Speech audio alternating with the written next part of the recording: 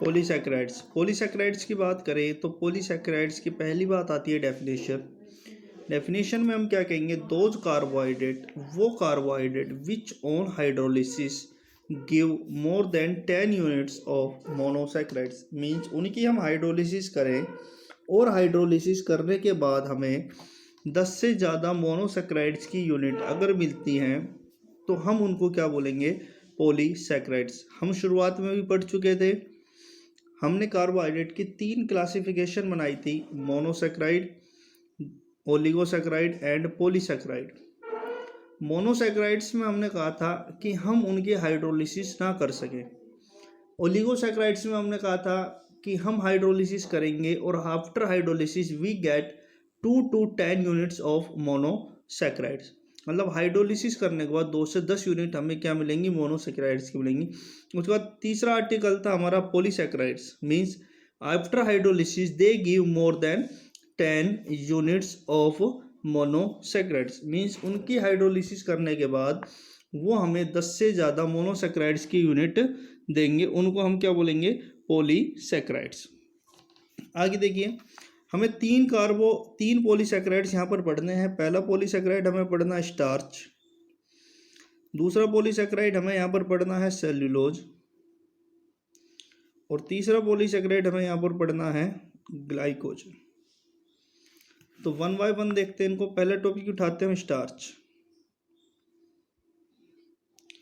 तो स्टार्च है क्या, the carbohydrates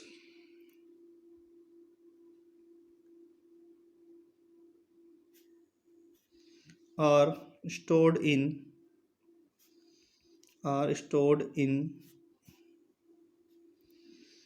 plant body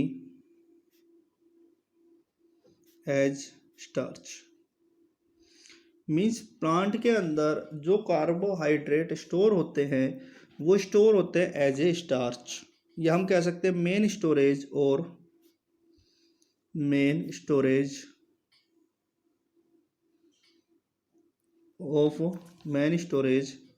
polysaccharides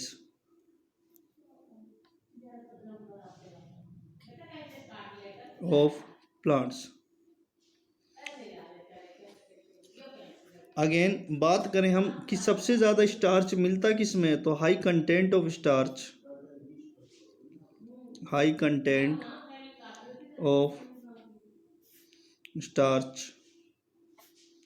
is found in cereals,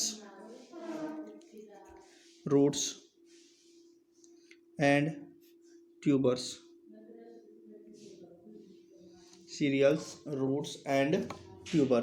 इनके अंदर हाई कंटेंट ऑफ स्टार्च हमें मिलता है। उसके बाद starch consist of 2 component,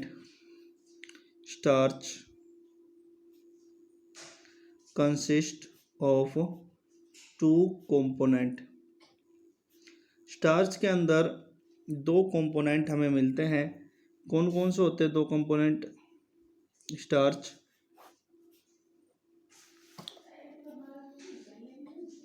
amylose and amylopectin. Starch के अंदर ये दो कंपोनेंट की फॉर्म में स्टार्च हमें मिलता है। First is amylose and second is amylopectin. देखिए दोनों के बीच में क्या क्या डिफरेंस होगा वो चीज़ हम देखते हैं।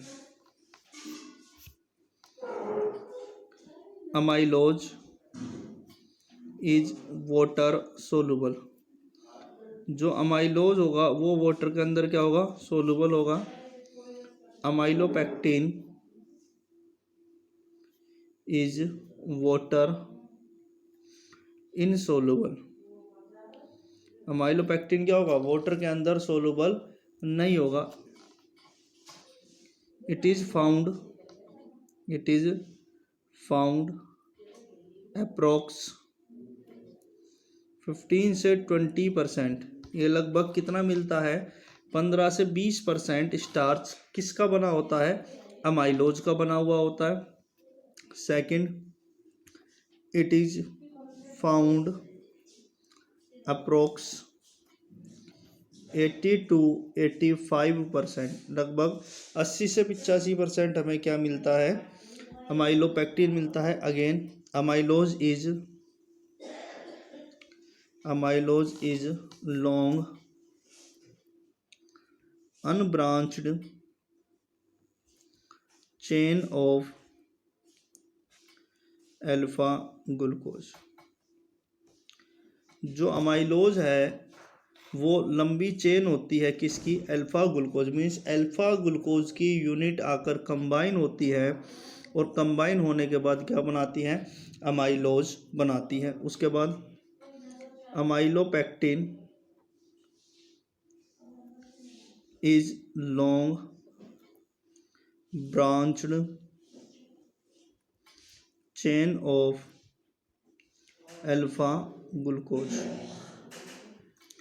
जो अमाइलोपेक्टिन होती है वो भी अल्फा ग्लूकोज की बनी हुई होती है एंड अमाइलोज भी अल्फा ग्लूकोज की ही बनी होती है, लेकिन दोनों में डिफरेंस क्या है, amylose is unbranched chain and amylopectin is a branched chain. देखिए नेक्स्ट, लिंकेज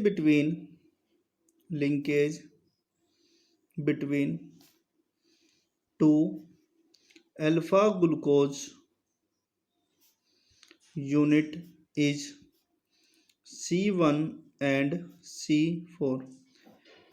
मैंने आपको बताया था कि जब भी दो ग्लूकोज की यूनिट या दो से ज़्यादा ग्लूकोज की यूनिट एक दूसरे के साथ कंबाइन होंगी तो हमें लिंकेज बतानी पड़ेगी। लिंकेज का मतलब कि दोनों ग्लूकोज यूनिट के बॉन्ड जो बनेगा दोनों ग्लूकोज यूनिट्स के बीच में वो किन किन कार्बन के बीच में बनेगा, ये लिंकेज हमें बताने की ज़रूरत है। इसमें बात करें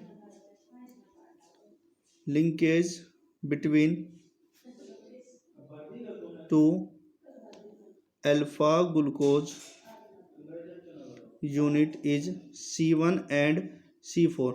जो लिंकेज होगी वो C1 एंड C4 होगी। सेकंड बात आती है कि जो ब्रांचिंग होगी वो कहाँ पर होगी, तो बात आएगी branching occurs at C6 carbon atom. Means जब लीनियर चेन बनेगी तो लीनियर चेन बनने में तो C1 और C4 एक दूसरे के साथ कंबाइन होंगे, लेकिन जब बात आएगी ब्रांचिंग की तो ब्रांचिंग किस कार्बन से होगी, C6 कार्बन से हमारी क्या होगी, ब्रांचिंग होगी। फर्स्ट सबसे पहले हम किसकी फॉर्मेशन करते हैं, अमाइलोज की। तो अमाइलोज में हमने कहा था पॉलीमर ऑफ अल्फा ग्लूकोज। जो अमाइलोज होगा वो क्या होगा, पॉलीमर होगा किसका, अल्फा ग्लूकोज का पॉलीमर होगा। तो अल्फा ग्लूकोज ड्रॉ कीजिए।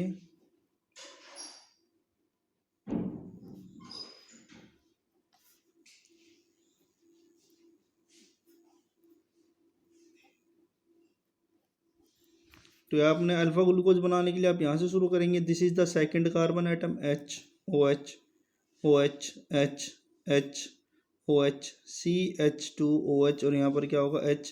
अब आपको क्या बनाना, अल्फा, तो अल्फा बनाने के लिए OH और H। ये भी क्या बनाना है आपको, alpha glucose. This is alpha glucose.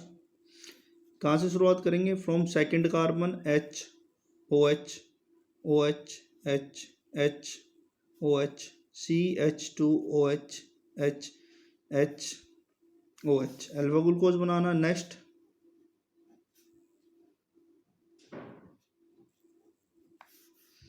H OH OH H H OH CH2OH H, यहाँ पर क्या आएगा HOH। This is alpha glucose. तो ये तीन अल्फा ग्लूकोज मैंने बनाए। लिंकेज की बात हुई थी तो लिंकेज क्या होगा, C1 एंड C4। मीन्स इसका फर्स्ट कार्बन किससे बॉन्ड बनाएगा, इसके फोर्थ कार्बन से।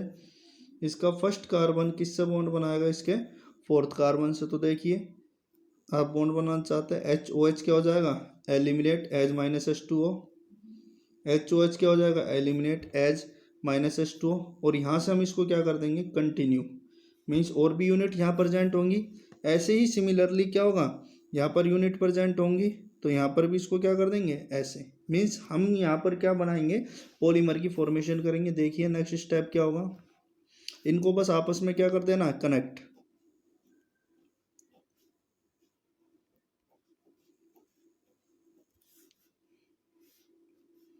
HOH OH H HO, ये तो क्या हो जाएगी, बॉन्ड बनाने के लिए इसके बाद जो भी यूनिट प्रेजेंट होगी उससे बॉन्ड की फॉर्मेशन होगी। यहाँ पर CH2OH, यहाँ पर क्या आ जाएगा H।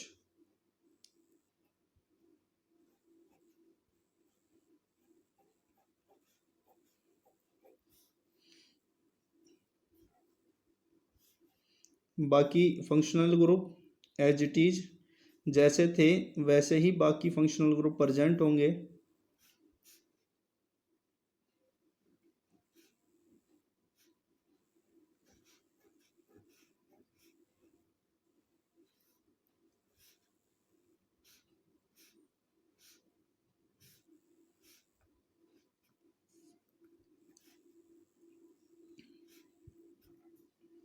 तो ये हमारा क्या बन गया, अमाइलोज,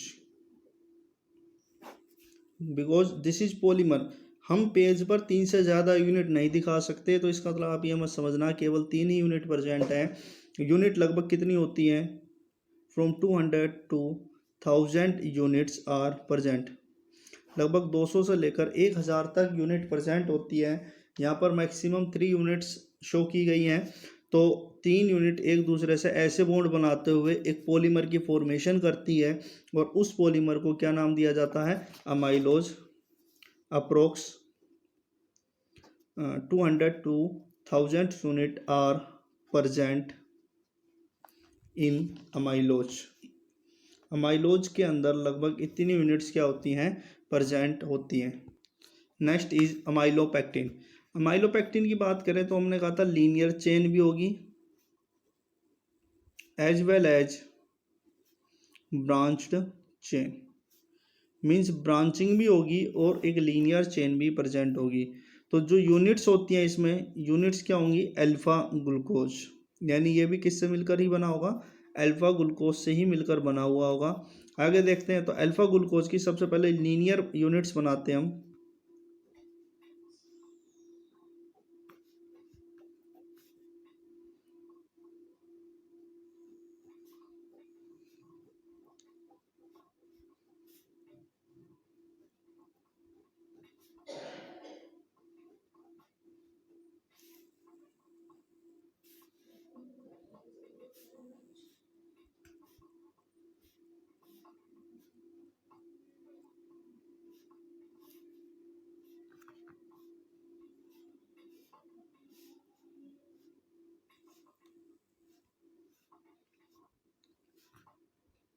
यहाँ से ये पॉलीमर बनाने के लिए कंटिन्यू हो जाएगी चेन, वही यूनिट्स जो अभी आपने पढ़ी है ये।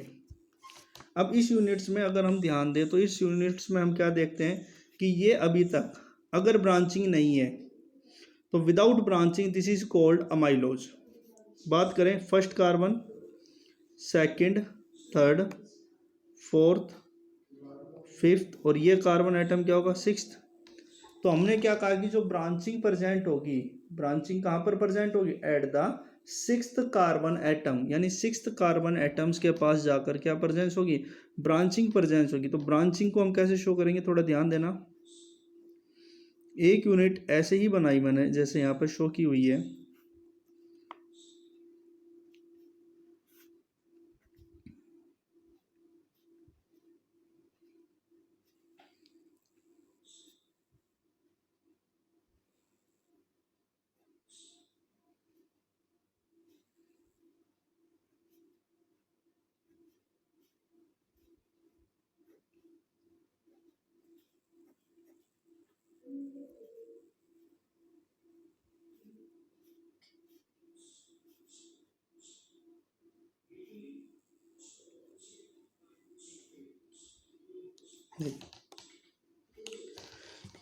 एक यूनिट ये नीचे चल रही है चेन, एक चेन चल रही है ऊपर। इसकी बात करें तो ये कार्बन नंबर कौन सा होगा, फर्स्ट। इसकी बात करें तो ये कार्बन नंबर क्या होगा, सिक्स्थ।